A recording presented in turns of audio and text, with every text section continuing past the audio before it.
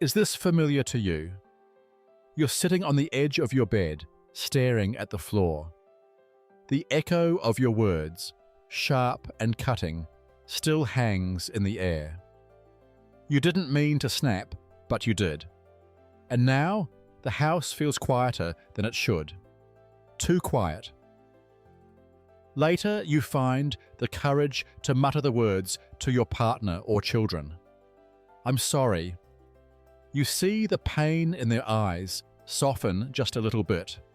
But deep down, you know it's not enough, because even though they forgave you, you can't quite forgive yourself. If moments like these have kept you up at night, I want you to know something important. Being here, listening to this episode, says a lot about you. It says that you care deeply, that you want to change, and that's where transformation begins. Today we'll explore the real reasons your anger shows up uninvited and unravel why it feels so hard to stop in the moment. We'll talk about the hidden patterns running beneath the surface and how they shape the way you react. And, most importantly, we'll uncover practical ways to break the anger cycle. By the end of this episode, you'll walk away with more than just knowing how to apologize. You'll have a roadmap to rebuild trust, repair connection, and handle those tough moments with grace. Because here's the truth you need to hear today. When it comes to anger, you are capable of change. And today's episode may be the first step you need to take to achieve that change. Hi there, I'm Alastair Duhs, and you're listening to episode 146 of the Anger Secrets podcast. If you're new here, welcome. And if you have been tuning in for a while, I'm really glad you're back. For over 30 years, I've helped more than 15,000 people control their anger, master their emotions, and build relationships that actually feel good again. If you want help right now to control your anger, including a free training on how to break the anger cycle, head over to my website, angersecrets.com. There's a link there to access that free training, or if you'd like to chat personally with me about your situation, you can also book a free 30-minute anger assessment call with me. I look forward to talking with you. With that said, let's jump into today's episode, The Road to Overcoming Anger. As humans, we're built to feel the entire spectrum of emotions. And anger is just one of those emotions. It's natural, it's normal, and it's even helpful sometimes. It signals that something deeper is going on inside. But, as you probably know, when anger gets out of control, it can spill over onto the people we care about most. And that's when it turns destructive. Maybe you've felt this firsthand. You didn't want to lose your temper. You didn't want to snap, but in the heat of the moment, it happened. And afterward, you're left with that pit in your stomach, wondering how things got to that point again. If that's a place you've been, you're not alone, and it's not the end of the story. Because here's a question worth asking yourself. What does your anger do to the people you love? For many who've shared their stories with me, their answers are hard to admit out loud. But asking, and really sitting with, that question is the first step to change. For example, one of the most common effects of anger is that it creates fear. When anger comes out as raised voices, harsh words, or even just cold silence, it's like building a wall between you and your loved ones.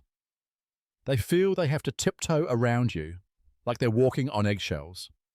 And that tension, over time, it drains the joy from relationships and makes home feel less like a safe space.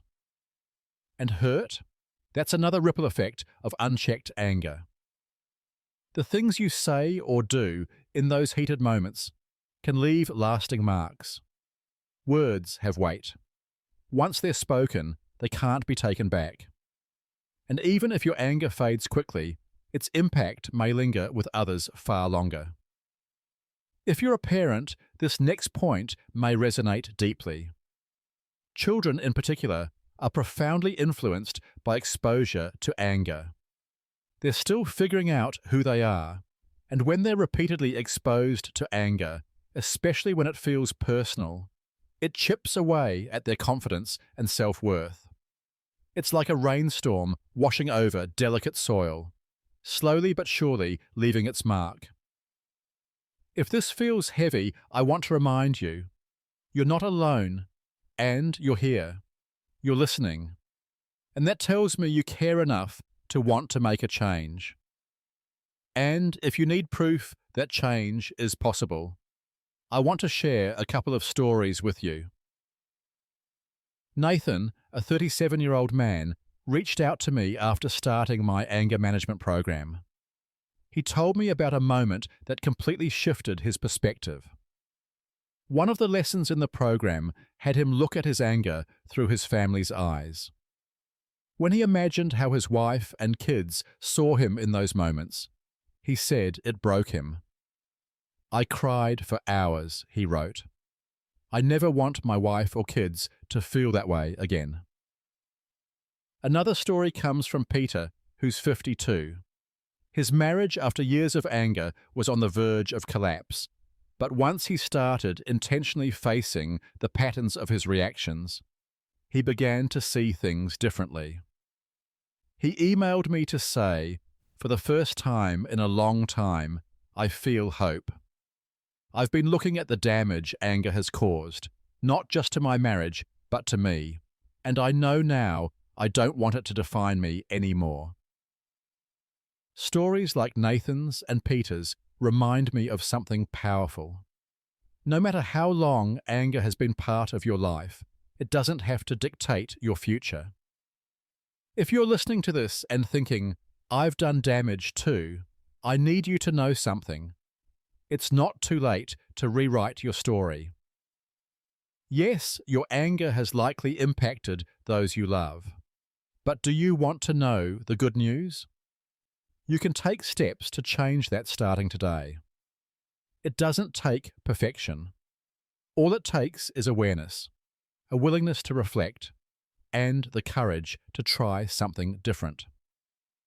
If you're ready to take that first step, I'd love to help.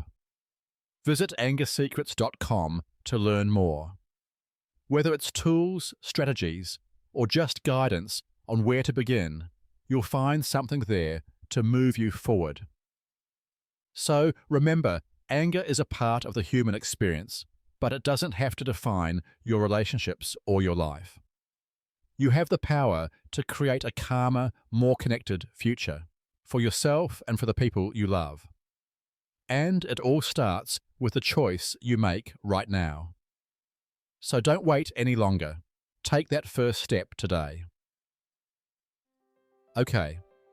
Thank you for listening to today's episode, The Road to Overcoming Anger. If this was helpful for you, hit that follow button and maybe leave a quick review. It helps others find the podcast, and it might be the exact nudge someone else needs right now.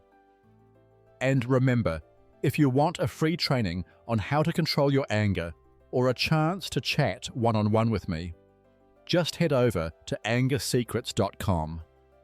There's a free 30-minute call you can book. No pressure, just a genuine conversation.